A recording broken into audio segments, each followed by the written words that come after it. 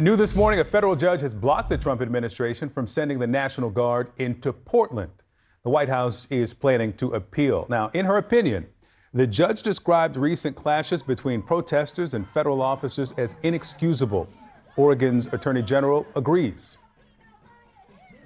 Mobilizing the United States military in our cities is not normal. It should not be normal, and we will fight to make sure that it is never normal. Today's ruling is a healthy check on the president's power. And as the president, you must have an actual facts based on reality, not social media or just your gut feeling if you want to mobilize the military here in the United States.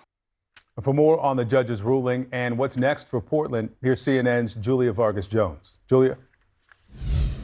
Victor, what this decision is doing is basically pressing pause on the deployment of the National Guard to Oregon. The question that the judge, Karen Immergut, a Trump appointee, I should add, had to answer was this an overreach by the federal government to federalize the National Guard?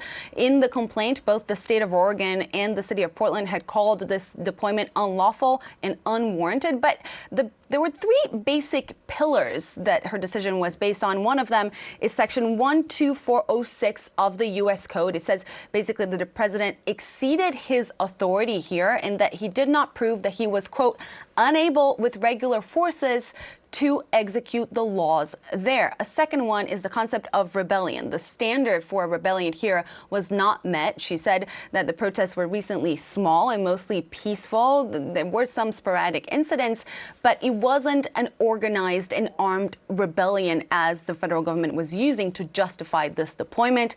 And thirdly, the conflict with the 10th Amendment. She said that this federalization of the National Guard would be invading the state's sovereignty. And then she talked even further about how unwarranted this was, citing the positions from local law enforcement in Portland, saying that in recent weeks, there were about 20 people, give or take, at these protests. There was minimal activity, and the regular forces in Portland itself would have been able to handle this very well. Now, what's notable here is when the judge got into talking about the history of the United States and military power. She said, quote, "This country has a long-standing and foundational tradition of resistance to government overreach, especially in the form of military intrusion into civil affairs." She says the U.S. is a nation of constitutional law, not martial law, and that, quote, defendants, so this is the federal government, have made a range of arguments that, if accepted,